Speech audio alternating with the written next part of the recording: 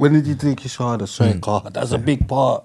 Of course. Of this thing. Oh yeah, it was gonna It's a big part of this thing. That's why I thought you was doing all this as a Christian, Church of England, but I didn't know. I'm going mad. Here we are. I know.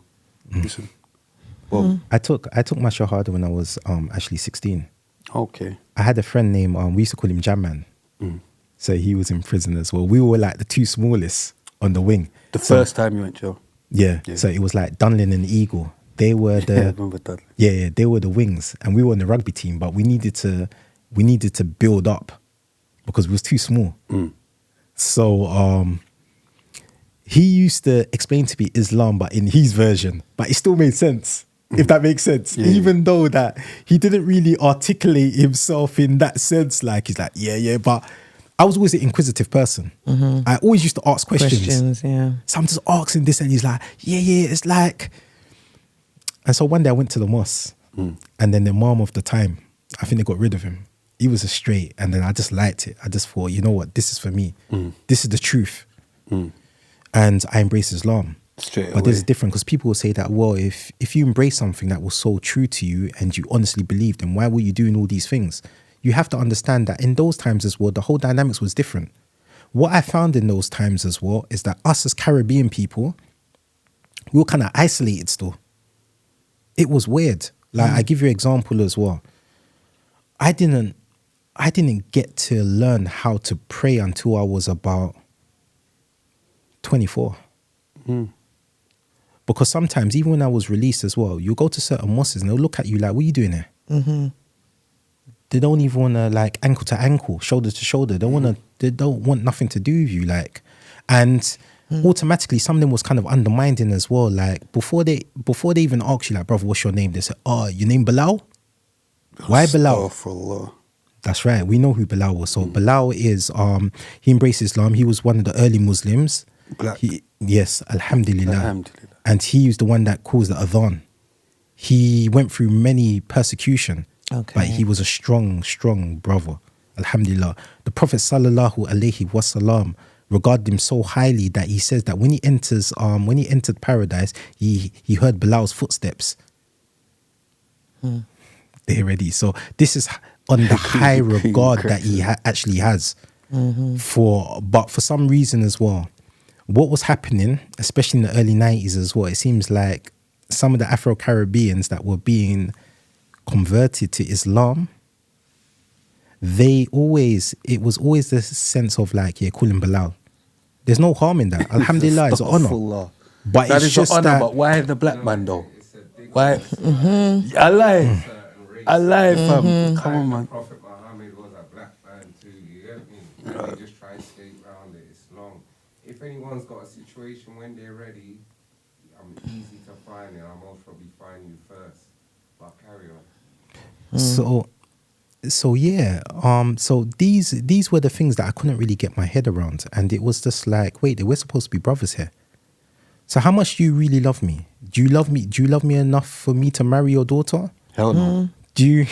Hell no. Do you love me do you love me enough for me to come around to your house? Do you really? And the thing was as well, I started to, like, obviously, again, I was always inquisitive.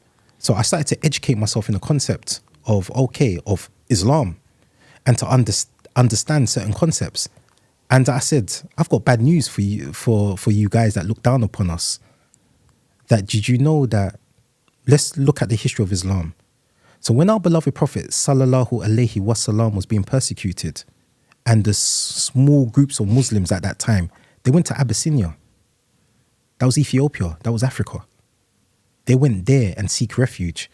So Africa as a continent was Muslims way before the Asian, or what you call the Arabian Peninsula. A lot of these Arab states now, but they will look and they will say that, we have more of a claim of Islam than you. And in reality, if you look at the history of Islam, that's not how it works. But we know this though, but it's people's ignorance. So for that, and still being young, I just kind of, like, as much as I knew myself being a Muslim, but I just felt that I weren't really being helped. Right. At that time. Now it's different. But I'm saying at that time, I just felt it weren't. You didn't feel like you was being embraced fully. Accepted. 100%. And so, obviously, and then we go back to me being in prison. Yeah, we can go back now. And so, so with the education, so I'd read books, give presentations. One of the things that she always used to do as well was play around with the dictionary. They give us words and, things such as that. So it was going well. And then, unfortunately, another incident happened. In education?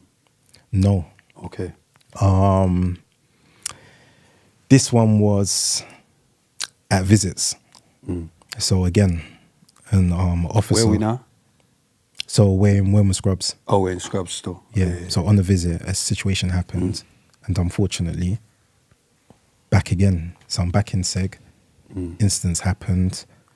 Cut you off? Did they cut you off? No, not yet, because the governor was fighting for me. Okay. So what she said was, you're gonna have to go. But she said, I'm gonna really try to get you into a therapeutic community. I just feel that you've got a lot of like anger issues, but you are a good. She said that you are a good individual. That's what she said in her words. It's not in my words. So she said, I'm gonna really try to help you. I don't know how she done it. She actually got me into the therapeutic community. So then I went to Dovegate.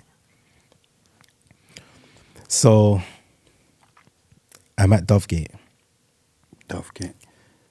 So it was a therapeutic community. So it was very teachers there.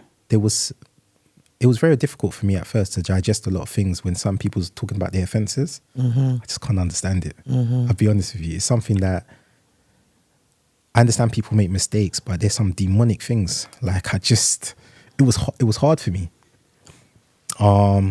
Eventually, anyway, incident happened there.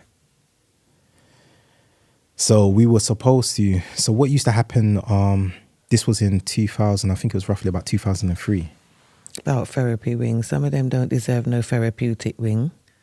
Sorry, that's just my opinion. I understand. Do you understand what I'm saying? When you think of some of the things they're doing and you're on a therapy wing, getting therapy, do you understand what I'm saying? You don't know who's there. You don't know what, did you have to be there with the bacon and that? Of course, everyone mixes. So, yeah, therapeutic, Dovegate. Wing. That's what I'm saying. Mad wing. So, an incident happened and it was to do with Muslim service. So the incident occurred and I asked the officer if I can, pray. And he basically, it's just his whole persona and everything. And then the incident happened. And then, obviously, I was kicked out. Then I went to Swarside. What was Swilly saying? Yeah. It was good again because, it just felt like I was just with everyone that I knew. It was nice. It was that kind of that family feel. Cooking out the food. 100%. And then, obviously, incident happened. And then they moved me to Whitemore. What was Whitemore saying? Yeah. So initially, it's a bit different. When I first initially went to Whitemore, it was very it was very barbaric. Yeah, because there was gangs in it. So obviously, there's a lot of politics. So there was a lot of fighting, people getting hurt, and things such as this. There was no disorder. There was irrespectively whether somebody was a Muslim or not. And at that time as well, there was only a few of us that was actually going to the mosque. Okay. So they weren't a big intake. It wasn't like a big ummah. No, it weren't initially. And so then what actually happened is it's amazing. It's a beautiful thing. The structure started to happen. So structure in the sense of that.